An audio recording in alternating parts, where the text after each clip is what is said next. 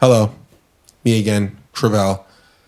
Before you listen to this clip, it's incredibly important that you like, comment, and if you can, subscribe to the channel. We can't describe how much that helps us towards our goals of having more content for you, just like this, and even better. Probably, if I'm the one doing most of the talking, definitely better, because we can create a world where I stop talking as much as I talk. Like now. I've messed this up somehow. Some of the songs that were the fun records, they felt like he was phoning it in. The 7-minute one, where he's a pilot. I thought the record was fire, so I'm like, yo, I couldn't wait to hear what the rest of the album was like. And when I listened to the album, it felt like he just made that, and the rest of this was already in the can before the leaked audio. It's funny how music is so subjective. Excluding Whoop-De-Doo, obviously. And he has Mariah, that's not his girl, which we don't know if they're really together right now, based on, because she's on the album a lot, but maybe she cleared it and she's like, you know what, even though we're not together, I'm still gonna let you have the records. I'm not gonna like ruin your album rollout because we're not a thing. You might want to sit down for this. What about the Young Thug album that came out? UY Scuti. Did you guys listen to that one? Yeah, I did. What did you think? Tell us. Look, man, I'm happy he's home. Yeah. Look, man. No, I'm happy he's home. Anytime an artist had an entire music career talking about a specific subject, and then as part of their court mandated release, can't really talk about that subject. Mm-hmm. It's always gonna be interesting to see what their pen adjusts and does, especially for guys who are like just kind of one of those like rapping about my life type of guys. Mm-hmm. But maybe it's because like a lot of people around him, like Gunna's dropped, Lucci dropped around the same time. Mm-hmm. I don't know. It just, what about it? bro, he's talented, man. But it just this one just didn't feel well produced. Some of the levels felt off when I listened to it. Sequencing of the album, to me, I had a hard time understanding. Okay. I had a hard time understanding the MacGuffin of the album. Like, what was the main theme? What was the impetus to do this? You know, all of my guys are white now, is what he was saying as for the cover. No, I know, but like, right, what does that mean? Like, I understand. Look, this guy was on a dress on the album once, fully naked, I think, on the Barter 3 or whatever. Barter 6, yeah. Barter 6. So I'm never against expression, right? I'm always going to be one to say, is there quality stuff on there? Of course, this is a talented artist, but yeah, it probably got drowned out a little bit by some of the other things. Like, I mean, look, it doesn't help that Lucci dropped the same day. Right. That's me being me. No, I understand, but if you want to talk about consumption, right? Well, because they deaded the beef and then dropped the same day. Yeah, and both had songs on each other's projects, right? So, but for me, in terms of like, again, when I listen to Thug, it's like certain artists, I listen to them, I'm looking for something. I'm looking for, because they do different versions of the same thing. Like, they do that thing, whatever that thing is, that sonic offering, that content, that subject matter. Sonic boom. Yeah. And yeah, look. It's so funny that in today's game, when people drop albums that are only streaming, if somebody's bigger than the other person or whatever, no one knows or heard about the other guy's album. But back in the day with CDs, you had to, 50 Cent and Ye dropped same day, and buying both albums helped each other. Because going to the record store was like I know, but that would make more work, which would make more people have to decide, am I going to have to buy this one or this one? Because I can't split all. Everybody's not rich to just go buy it.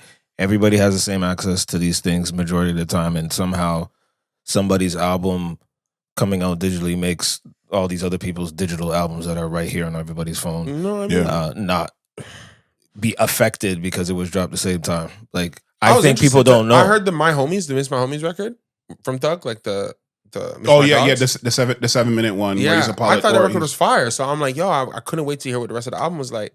And when I listened to the album, it felt like he just made that, and the rest of this was already in the can before the leaked audio. It's funny how music is so subjective. Excluding Whoop-De-Doo, obviously, because Whoop-De-Doo was there's a lot of people that said that song was trash, and other people said what you just said. We've reached a fever peak. No.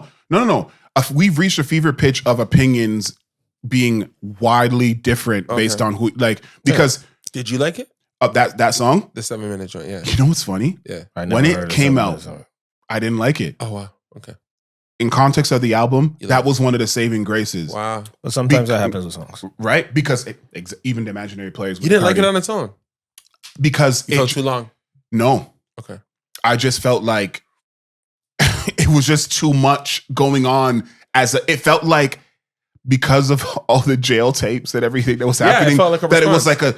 it felt like a last ditch effort to save face. Like it didn't feel like this was something creative that I meant to do because of my desire to create music. I felt like this was a response to all the backlash of things that people were never supposed to hear. Okay. And this was, I miss these people because of the things that I did and then how I handled the podcast and whatever. That's why I didn't like it. But when I was listening to the album, the parts of the album to me that veered off, when he was doing the Heartfelt records and the records where he was more melodizing and stuff like that, because I felt like he was trying to say something. I felt like there was a direction he was trying to go and feel, even when he talks about gun and stuff like that. But then some of the songs that were the fun records, they felt like he was phoning it in.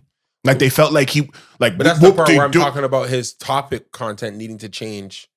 But just because you can't talk about gang activity, I'm not gonna. That's not not good enough. That's not a good, because to be honest, such a weak sauce conversation, right? Because honestly, when you said that now, I just realized that he had some kind of restriction. But that's not I didn't feel like he was that, because he's talking about snitching and this and that and the third. Like what can he not say? YSL, Certain affiliates, YSL. Okay.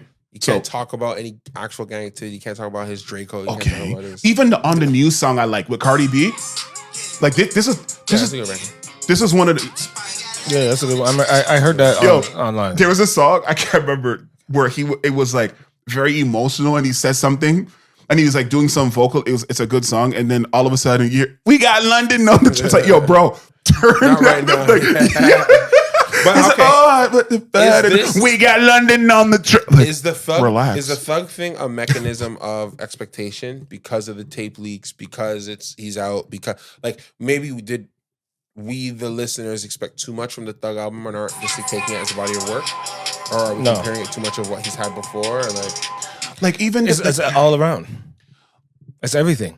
It's that. It's the success of Gunna. It's the that Gunna success. It's the leaks. It's the people not around him anymore. It's the talking so much hype about something for a while and then being let down. It's the not reacting right away when he got out of jail with music. Where that used to be a thing when niggas got out of jail. First day out, freestyle video, something. It makes a moment, and that didn't happen then too. So you have all of that, and Gunna just smoking and just minding his business, continuing on his way, getting in great shape, going on runs. Yeah, like all of that in conjunction with not sounding the same as his previous albums, which makes people, you know what I mean? Because remember when Gunna had a situation, everybody stopped fucking with Gunna. People are like, oh, his music's gonna suffer.